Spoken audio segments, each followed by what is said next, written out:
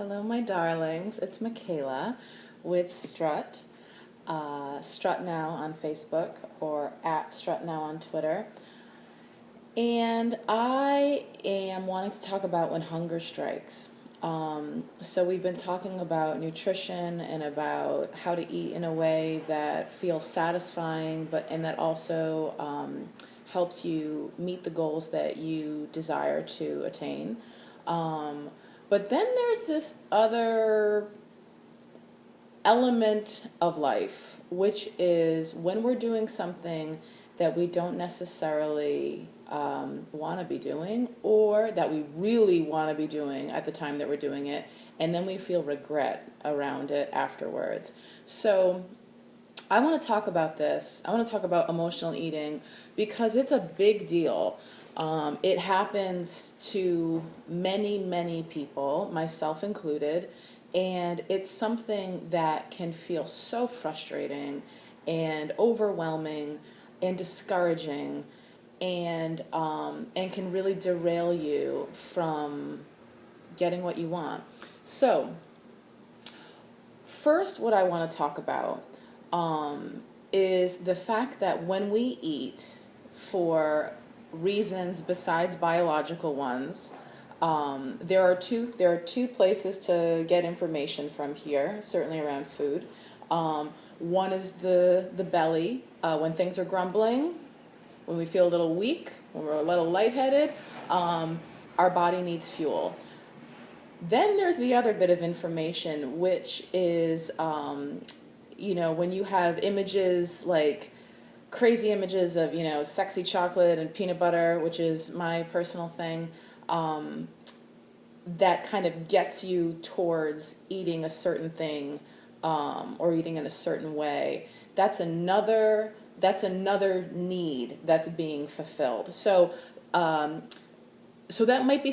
just might be a place to start. Okay, this is a long road. I will say this. Maybe not for everybody, but it's a process. And when you can start to kind of pull things apart a little bit, and to have a little space within this out of control behavior, which it is, if it's an issue, if it's a big issue for an individual, there's definitely an element of not being able to choose when stuff is going on. So if you're able to start to just kind of be a little objective about it and start to notice where information is coming from, where suggestions are coming from, that's a good first step, okay?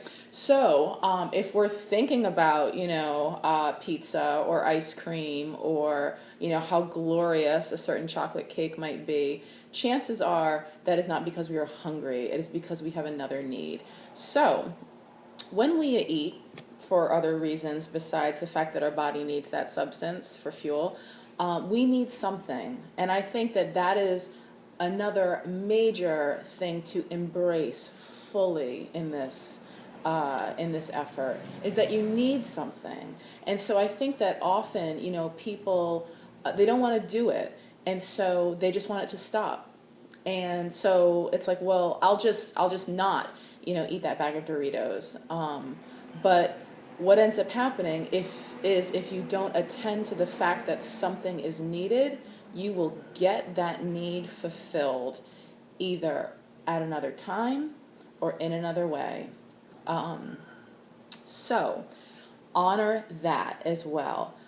I'm not saying, you do need the Doritos, but you need something, okay? And what I've additionally found is that the more compassionate that we are with ourselves around needing something, around that there is something that is amiss or awry, the faster we get in line with ourselves. Because that's the whole deal. It's like, well, if I'm doing something that I don't want to be doing, there's some disconnect, okay? So eating has been something that has soothed us from the day we were born. When we cried, when we needed something, it's, a pacifier, it's a bottle, it's a breast, it is something. So food has this grounding element. It has a nurturing effect. It's something that has created connection. And again, it is something to honor, okay? So, one thing, when you are potentially, borrowing to the bottom of a bag or a box or a bowl, one thing that can really interrupt that kind of mindless tunneling is to ask yourself what you need, because you need something, okay?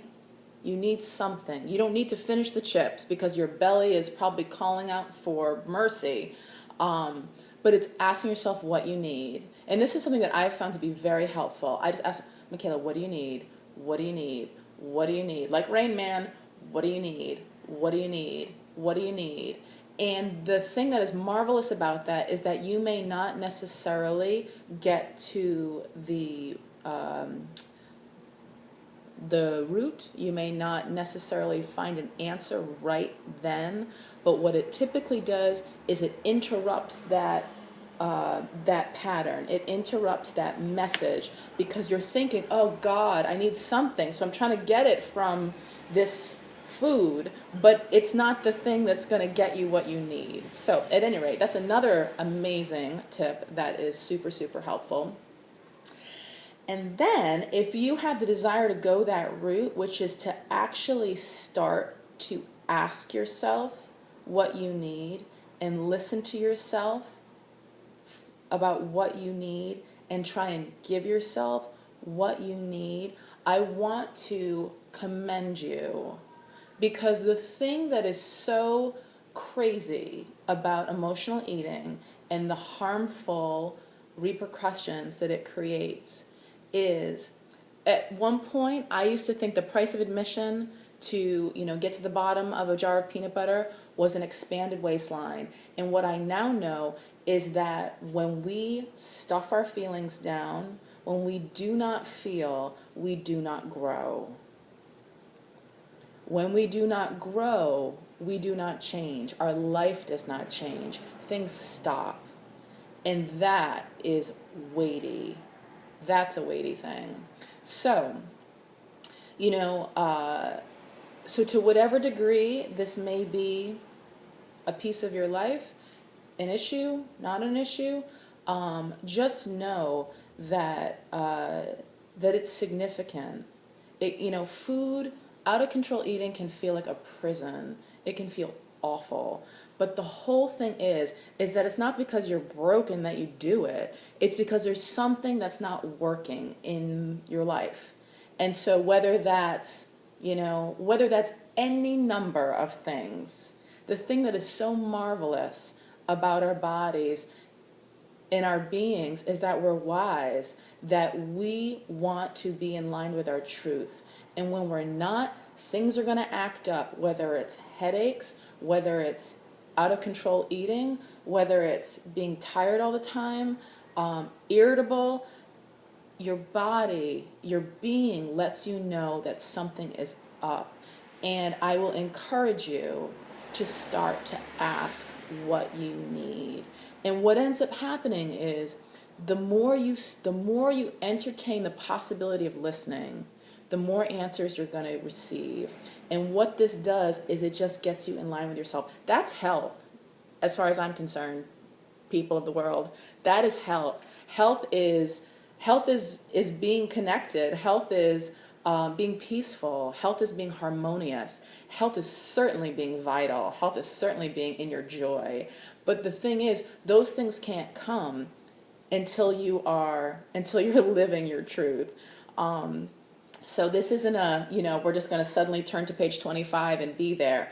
But just know that these are some of the elements that drive that behavior, and that it's not something to just throw away, and it's also not something to believe that it is inherently part of you. It's just what your body is trying to do to help itself, and also to raise a flag and to let you know that something's up. Okay, so with all of this compassion, love, okay, criticism keeps us small and just repeating negative cycles, all right? So the kinder you can be to yourself when you're doing things that maybe aren't ideal, the better. All right, so I hope that was helpful. This is a big topic, and it plagues many of us. All right, the diet industry is billions of dollars in revenue for a reason. Okay, it's not because we can't figure out either what to eat from an individual or a book, or when we're full. So just know that you are in great company. You are certainly not alone, and there's a way out of the dark forest. Okay, so thank you, thank you, thank you, thank you. Please be in touch about this, and if you have any questions, if you want to share anything, whatever. Okay, so thank you, and until next time.